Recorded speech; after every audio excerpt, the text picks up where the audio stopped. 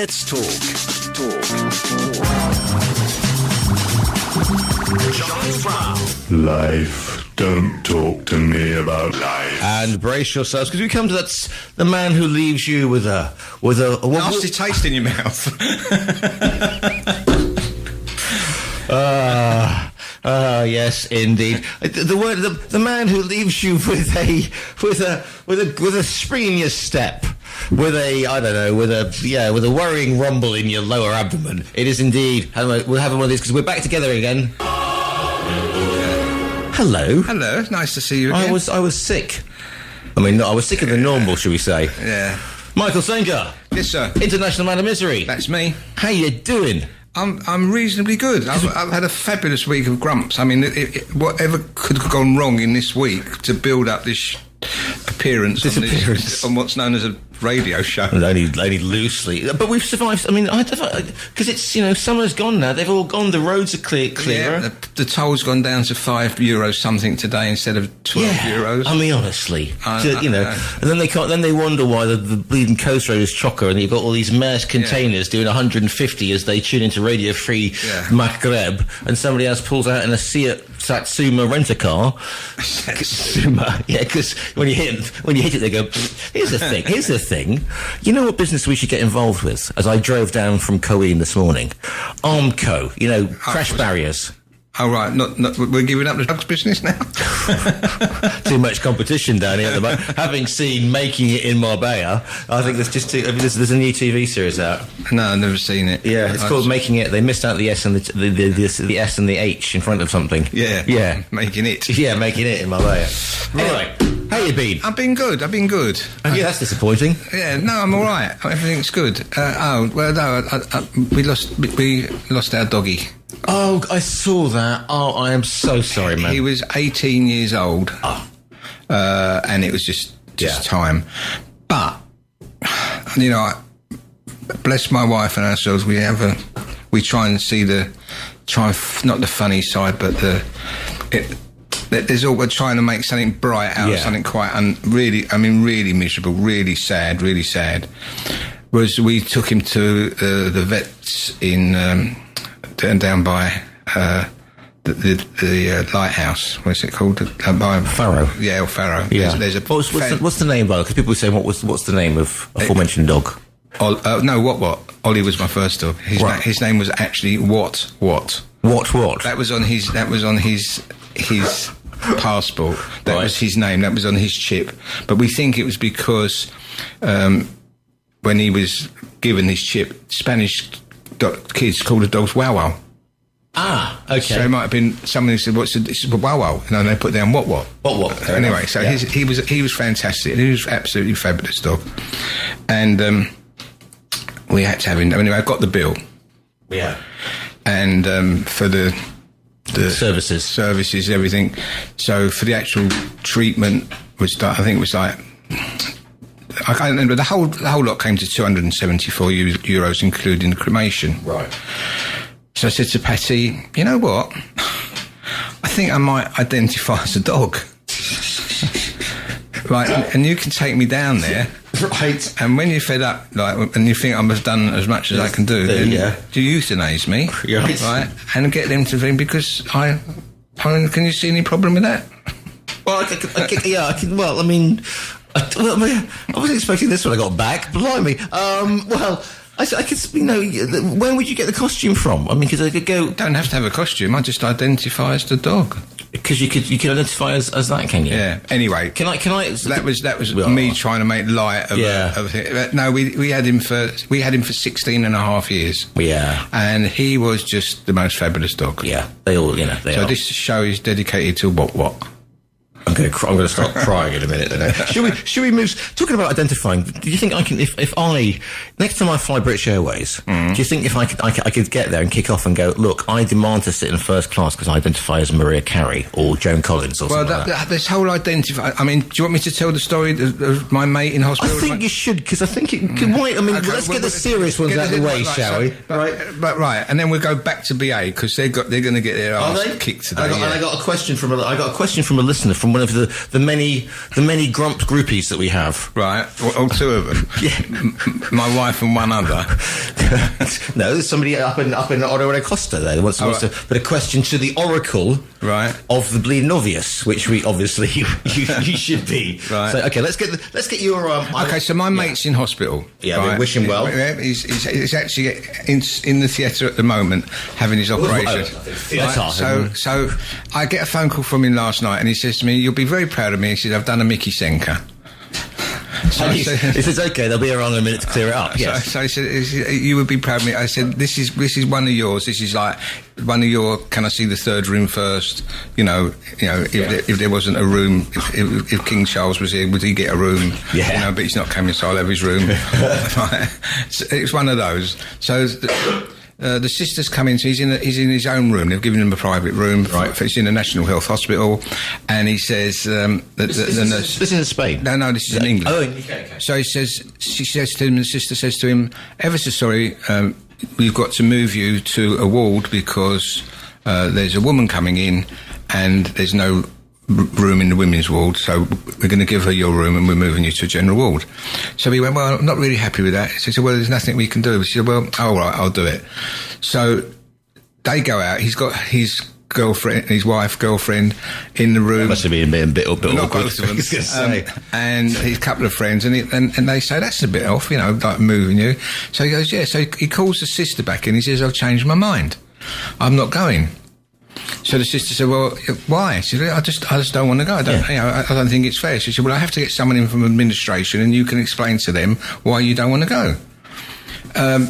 So this guy comes in, rather burly, big chap, and sort of says to him, like, "Well, why don't you want to go?" I'm admin.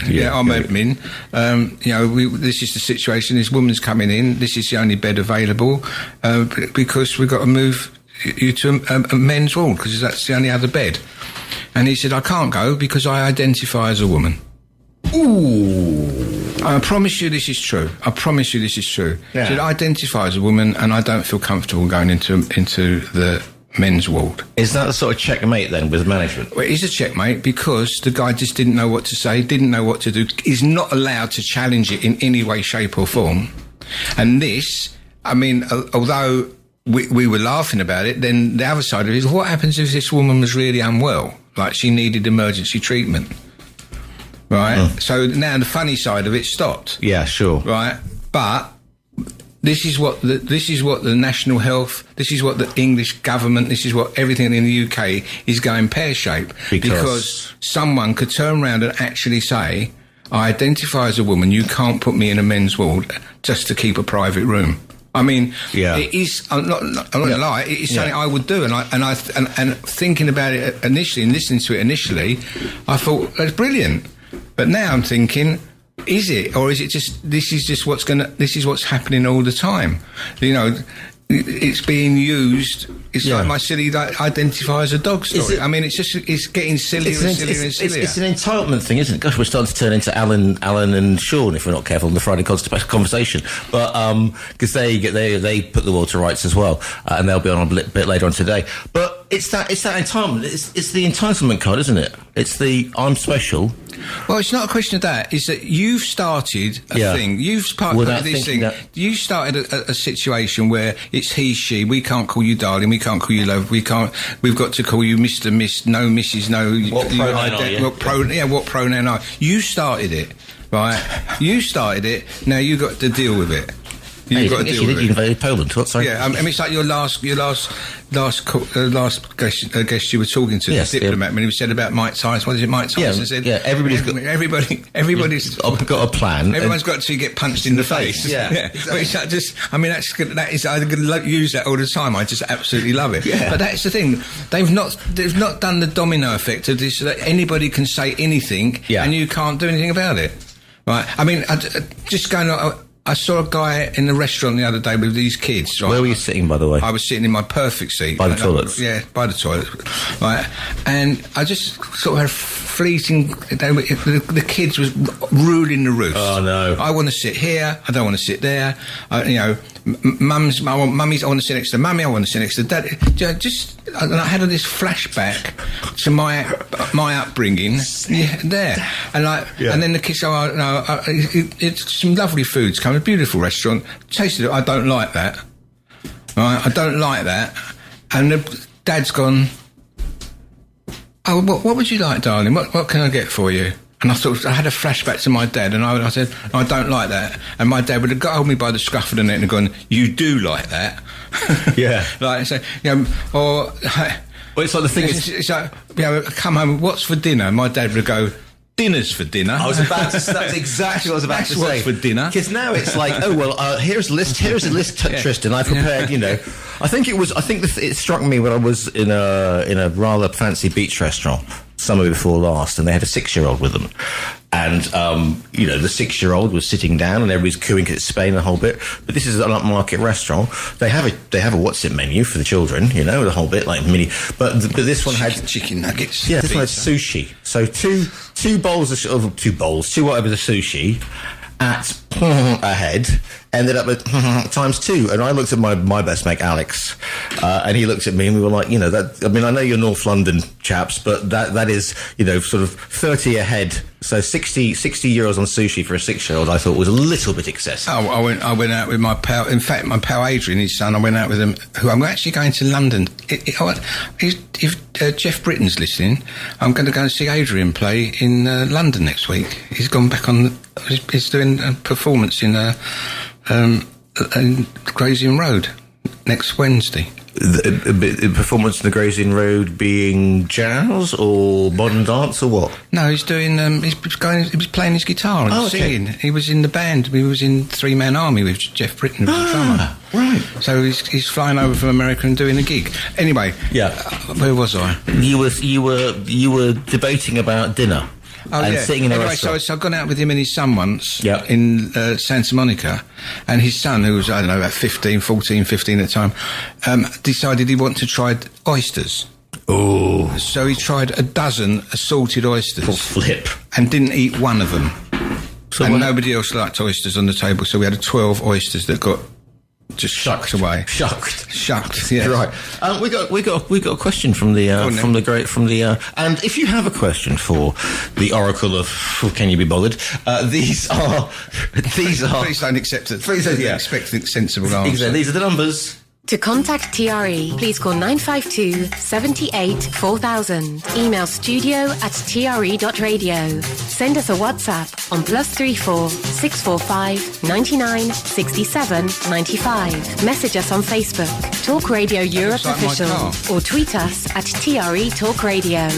Well, yeah, good morning, Mark. Good morning, bro. Mark is sitting on the beach because he's getting his chakras in order or something like that. You know what he's like. And he sent a picture of a car which is waiting for a grower, apparently. That's not your car, is it, bro? Let me know. If not, that's that's pretty darn good, isn't it, when they do that? What's that? Is that my car? I don't think it should. No, that's not your car. Not with that number plate. And it's not your car. It's a mid-range Ford. Anyway. Right. Sorry. All right. Okay. Anyway, yeah.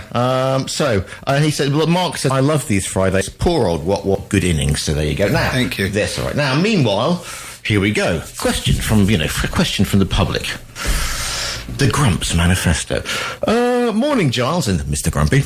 It's Alison here from Ohirera Costa, as they say, right? Would love to hear Mr. Grumpy's opinion on people that go in supermarkets where there is a loyalty card scheme. Here in Ohirera Costa, customers in front of me at the till don't show the card and try and remember the long number. Here, customers in front of me at the till don't show the card and try to remember the long number, often forgetting it, or the cashier types it in wrong. I've even had people ring their family at home to look at the card number whilst myself and others wait. Also, sometimes the cashier has tried to help them by asking for their details to search the store's database. Myself and other customers are stood waiting like lemons for our turn. Why don't they bring back the card? Why don't they bring the card with them when only one swipe of the card is needed? Does it happen in Mr. Grumpy's world? Good weekend to all. Yeah, of course it has. And why do people stand there and not even open their purse until the thing, and then start rummaging around for a credit card and the... No, you got to just turn around and say, come on, move along. But it's never going to work in a Spanish supermarket because, you'll be standing there in the queue and all of a sudden a member of staff will come over and close it in mid-bip, and start talking to the cashier, and you just be standing there whilst having a whole conversation about somebody who's lost a lemon somewhere.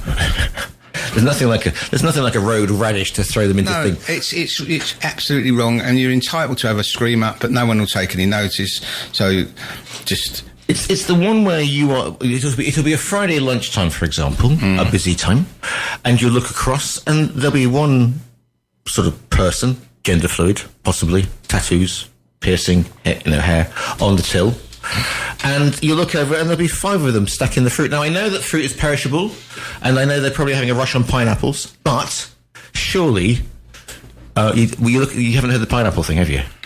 I'm not sure I want to. Okay. But they're standing there in full view of, literally, sort of, it's biblical. It's leaving from the mount. It is the people exodizing from wherever. What I'd like to know is, what did she do? Is she just telling me about it, or did she say anything to them? I don't know. Unless you don't say anything at the time, if you don't have for me, as soon as something goes wrong at the cashier, like someone says, do you mind if I just, I'll say yes. I do mind. I absolutely mind. Bit off the back of the queue. That was happened to me in Marlborough in the UK. I did that. I absolutely mind. I was told I was a bloody fool and should get in the 10 items or less queue. No, I'd say I absolutely mind. Right, sort your cards out before you get in, but, I do mind, so get a move on. But no one's going to take any notice. You just feel better for having for telling them that they're stupid. So we're going to move to BA now. Yeah, let's talk about BA. What, right. Baracus? Okay, so I'm. Oh, it wasn't your car, by the way. It was yesterday at Sinbad's. Right. So I've got a real problem with British Airways and Hertz and Ryanair and EasyJet and every online company at the moment where you have to try and buy something in a certain amount of time. Before everybody starts booking flights, you can't book flights at Hertz, but you do anyway. It's part of the holistic. Okay. So I want to go to London to see my pal Adrian. Book the flight, decide that he then phones me up from America and said, try and come over a bit earlier so we can spend some time together. Great. Want to change the flight from Tuesday to Monday. You can't do it on your app. You can't do it on thing. You've got to get through to a special BA department that does this. So I'm finally get through to live chat after speaking to non-live chat. And I speak to this person. Non-live chat. Non-live chat is is a robot. Oh, okay. AI answers your questions as near as possible. Yeah. And then I just keep typing in, I want to speak to a human, I want to speak to a human, I want to speak to a human, and I finally get a human. They probably think you're a robot because you keep repeating yourself. Right. So I find, can I change my flight? Yes, no problem. How much is it? €60. Okay, I'll do that. And I'll pay. So, okay, except I can't take the payment. Why can't you take the payment? It's a different department. Now I know that this guy's working from home. Oh, it's another one of those. Right, right. It's from he's speaking English, but obviously not English, and not in England. So I say, okay, well, they'll phone you back, and they'll take the payment. So, okay, British Airways phones me back. How much have I got to pay you? £130. To change the flight? So I said to him, I just spoke to a guy on your help line just now who does the bookings, and he said it was €60. He said, well, I just brought the flight up now, and it's to change the flight, it's 130. So I said, well, what's that? I said, don't tell me I've got involved in dynamic pricing here. I just want to go see Oasis. So I just want to go to London. No, so he said, yeah, it's exactly what's happened. Because you didn't pay immediately. I said, but I couldn't pay immediately. He doesn't take the payments. Okay. Right? Yeah. Because I couldn't pay immediately, the price was doubled. More than doubled. Right, same seat, same everything. Everything's the same, except a day early. the time's slightly different. There's a half-hour difference in the flight difference. But that flight has cost, if I could have paid then, I could have paid €60. I mean... or £60, whatever it was. But because I come out of the system and then gone back in again, the dynamic prices put that price up. Do you think... No, very rarely. Exactly. That's why that's why it's two of us bouncing off each other. I mean, do you think this dynamic price? I mean, I don't give a flying what's it about Oasis, but do you think this dynamic pricing? I mean, what happens? It's criminal. It's absolutely criminal. What happens if they start using it everywhere? They are. But the you nip down to your local low-cost supermarket, right? There's 4 pineapples left because it had been a rush on pineapples. I'll tell you in a minute. And suddenly they go from being, I don't know, what's the price for a pineapple down here? Anyway, somebody let me know. One of you will let me know. So it's gone from, shall we say, €2, and they've only got, and then someone takes one, and it's suddenly gone to €4. And then the last pineapple's getting... but that actually does happen.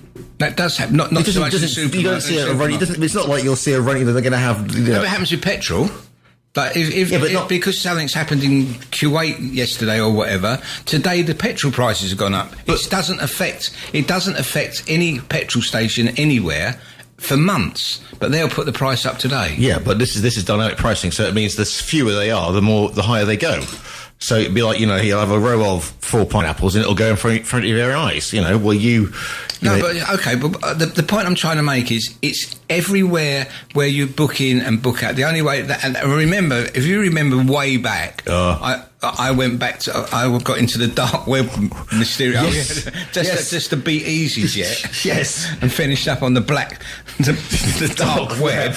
Right. What was it? What was the search Adventures in the dark web. What was the one of the website I went to? I was on like Rocky Road or something. It was something very strange. Yeah.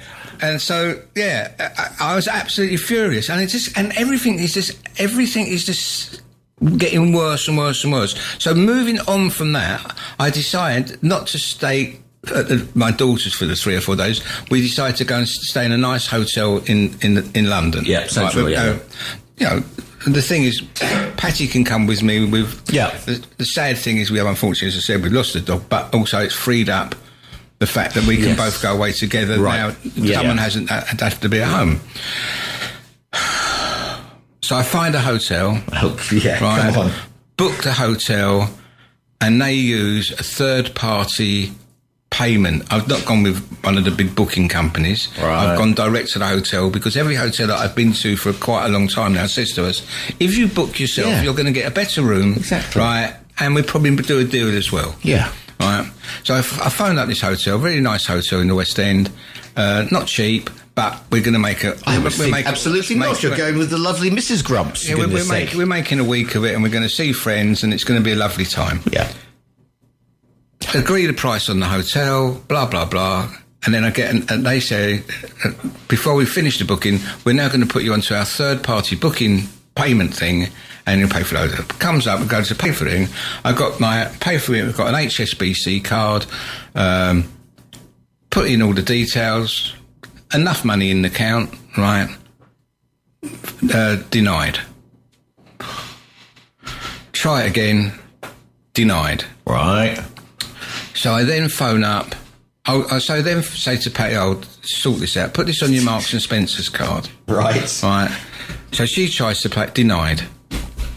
Denied. So now she's on. I'm now phoning, and they're saying I've got to get in touch with HSBC fraud, and Patty's got to get in touch with Marks and Spencer's fraud. So we're now sitting there with this.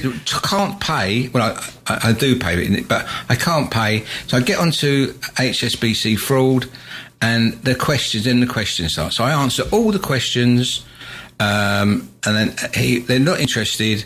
They say that it sounds like a fraudulent payment. I'm saying it's not. You've asked me all these questions. I've answered all your questions.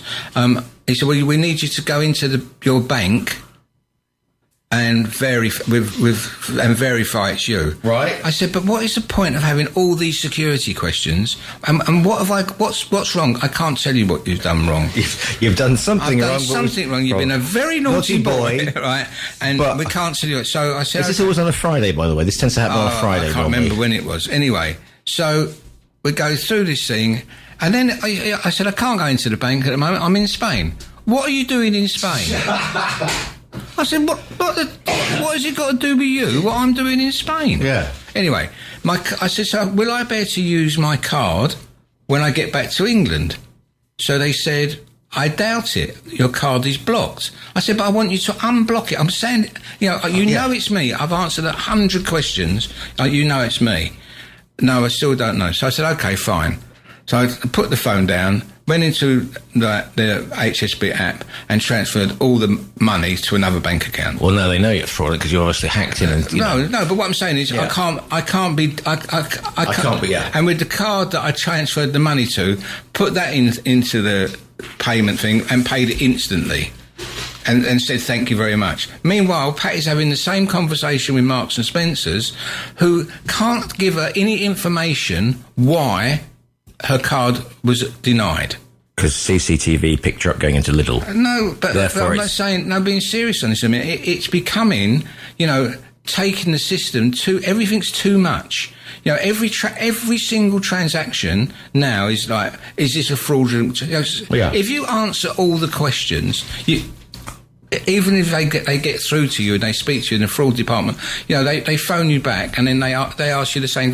Right, we're phoning you back in 10 minutes. Phone you back in 10 minutes. Okay, before we talk to you, we need you to give you some security questions. But you phoned me back. Yeah, so I just spoke to you 10 minutes ago and answered all your questions. Right now, you're phoning me back and you want me to answer all the questions. In fact, I need to ask you some questions. Yeah. I want to know what your mother's maiden name was. Exactly, and the name of whatever your favourite colour, and which one of these is the wrong way up. Yeah, and how many bicycles can you share? How many zebra crossings? No, but what I'm saying is, it's becoming Big Brother. Is they are telling me that I may not be able to use my English debit card in England after we've gone through all the fraud questions. Can you imagine? I go to pay for something in a store somewhere, and I haven't got any cash on me, and I haven't got any other cards on me, and my card is blocked, even though there's money in the account. Welcome, but that's welcome to the world. That's if you have a Spanish bank account, you will know that going to get money out of a Spanish bank account, especially if you are a freelancer, is a bit like doing the slots at Las Vegas. You're never actually sure if it's going to come out or not. No, because you might have been embargoed without anybody. The point I'm making really this morning is everything's too much. This identifying this, like you can't do this, you can't do that. The trying to get your own money out of the bank. I know they're trying to look after your best interests and everything, but once it goes past a certain level, they're asking you why you're in Spain. What are you doing in Spain? Yeah. Why are you in Spain? Why can't you come into the bank on Monday? How dare you let down the country and go to Spain? Do you live in Spain? Do you live in England? Why do you want to use your card? Why do you want? I said, look, just Do you not see you identify as an offshore financial centre? No, I'm getting fed up with it. All right, come on, let's leave them with a laugh. Music. What about it? Yeah. I sent you a bit. It's the thing. It's the thing that you sent me, Grant. Okay, no, I forgot. I know that they think that you and I just walk into a room, but they don't realise the work that goes into it. They don't realise the days of planning. So the thing is, whilst I was holding on to get to speak to BA when I was like 97th in line, right, we'll be with you soon, and you're customer. Do they still play green? Do they play Greensleeves? Well, yeah, they do. Basically, they do play Greensleeves, and Vodafone has like the worst music, tinny music. And I think with how we've come on in the world, right? We press 1 for this, press 1, 2 for that, doing all these buttons, everything. Isn't it about time when we're going to put you on hold? Press 1 for blues. Yeah. Press 2 for ABBA. Right? Press 3 for the Beatles. Yeah. Right. Yeah. Press XXX for Cardi B for death metal. Yeah, I could do that. Yeah. Right. And that just have a selection. Why not? Or just put in at least some decent music. And it would work. I think there's got to be a system. Just you're fuming, right? Because you've held on for an hour. Put some nice. I mean, Greensleeves was actually quite good at the time because it was very soothing. Exactly. Right. But now I do honestly feel that we should have an option on there to choose your own music whilst you're listening. Eminem. Yeah. You know, one of the really heavy rap things. Yeah, or just something nice and gentle. Do you find yourself shouting when they say, an operator will be with you soon, your call matters to us, and you're going, no, it bloody well doesn't. No, it doesn't. If it did, you'd have a human there to answer it. Exactly. I mean, the whole world is getting on my Bristols now. Is it really? Yeah. What you need is a camper van. No, I don't. Well, I do. If I did have a camper van, I wouldn't have the one that's outside my view. I have the most beautiful view from my... Which is your lovely wife in the morning. Yeah. There you go. And Teaspoon. my other beautiful view is a beach... Silky smooth. Is a beach view with the sea behind it. Which is handy, because otherwise it should be a fish. Otherwise I'd be if it's the other way around. Yeah. And that's how I left it this morning anyway. Yeah. But there's a geezer has decided to park his camper van there, and he's been there on the Paseo for 3 months, right? Hasn't moved it. And I don't know whether it's legal. John will tell me, he's John from me, he'll know all this. Yeah, but we don't have enough time, because you'll sweep So what's happened is he's parked there. Now, I don't know what facilities they've got in there, but I'm sure some of it is going into the road. Right, he hasn't moved it, and I just want to know, is it legal? Yeah. And can I get him moved on? Because he's really getting on my nerves now. I mean, why go and park in a camper park where they've got facilities and water pipes and stacks, all these free spirits, and bathrooms and showers. I mean, where is he? Can't shower on the beach because there's no water. Maybe he runs down in the dead of night and throws, Well, I think he might do a lot of things in the dead of night. Right. But move your camper van. Don't. It's for seeing the world. Go and see the world. Get and see off you go. Run along. There's such a lot in the world of Moon River. There's such a lot of world to see. Yeah, I mean, you've got a whole world to see. Move off the Paseo, John, because you're getting on my nerves. And the other idiots, because the Paseo's been dug up again. Yeah, I saw. I was down there. I was in Bolos Boliches on Wednesday night. The Spanish drivers, or the people that drive in Spain, think that every no entry and no through road sign does not work for them. Because was sitting outside having a coffee, right, and the cars just keep going past, and I say to people, where are they going? The road's closed. 2 minutes later, they come reversing, back. Right, they reverse. Coaches are going down there. I mean, big coaches. The Paseo's not that wide, and now they're having to reverse back. At least the cars might find a little space to turn round.